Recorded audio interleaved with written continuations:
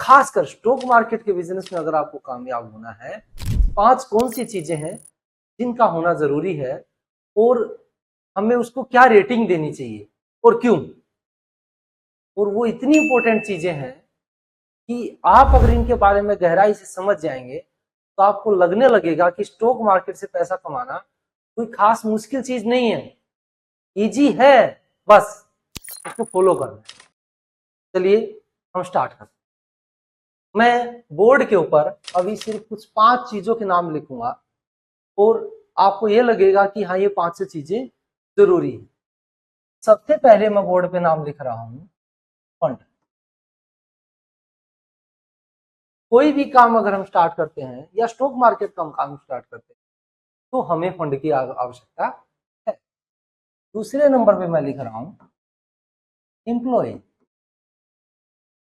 मैं सबके short form लिख रहा हूं लेकिन साथ में बोल रहा हूं, आप समझ जाइएगा कि उसका मतलब क्या है। तीसरे नंबर पे है साइकोलॉजी और फोर्थ नंबर पे है डिसिप्लिन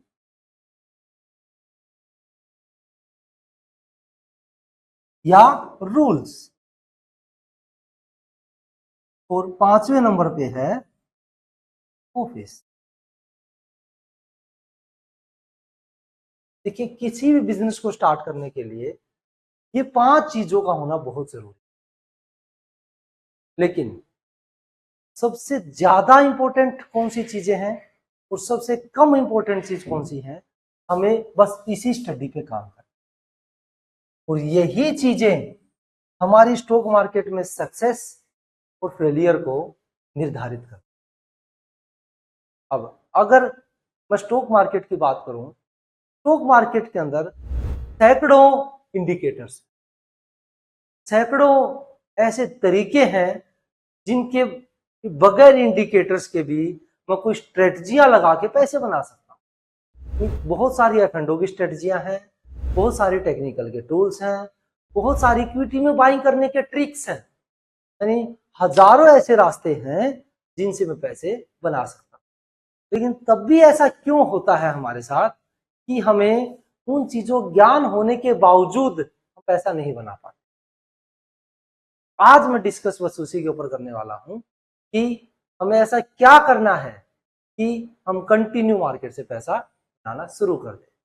तो उस चीज के लिए सबसे बड़ी जरूरत है आपके पास, सबसे पहला रूल होना चाहिए आपका साइकोलॉजी। यानी ये 5 चीजें जो मैंने लिखी हैं इनमें सबसे ज्यादा जो इंपॉर्टेंट है वो है साइकोलॉजी। जब तक आप मार्केट के अंदर एक साइकोलॉजी क्रिएट नहीं करेंगे कि मुझे मार्केट में करना क्या है, मुझे मार्केट में इक्विटी करना है, मुझे मार्केट में फ्यूचर करना है, मुझे मार्केट में ऑप्शंस करना है, मुझे ऑप्शंस बाइंग करना है या ऑप्शंस सेलिंग करना है, जब तक मैं एक ऐसी साइकोलॉजी क्रिएट नहीं करूंगा और उस साइकोलॉजी का एक डिसिप्लिन नहीं बनाऊंगा, यानी सेकंड नंबर पे क्या आएगा, डिसिप्लिन।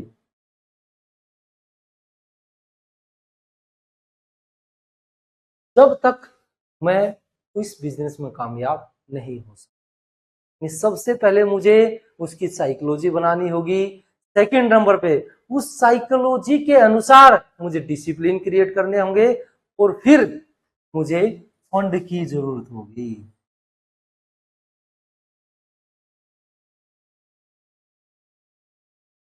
और ऑफिस और एम्प्लॉय तो अलग कैटेगरी में आ जाए। नहीं, जरूरी नहीं है कि आपके पास खुद का ऑफिस हो, जरूरी नहीं है आपके पास एम्प्लॉय हो, लेकिन अगर मैं बिजनेस को बड़ा करना चाहता हूं तो मुझे ऑफिस की जरूरत भी होगी और फिर मुझे एम्प्लॉय की जरूरत भी। यानी अगर मैं इस कैटेगरी को इस सीक्वेंस में लिखना चाहूं, सबसे ऊपर आएगी साइकोलॉजी, उसके बाद आएगा डिसिप्लिन, फिर आएगा फंड, फिर आएगा ऑफिस और फिर आएगा एम्प्लॉय।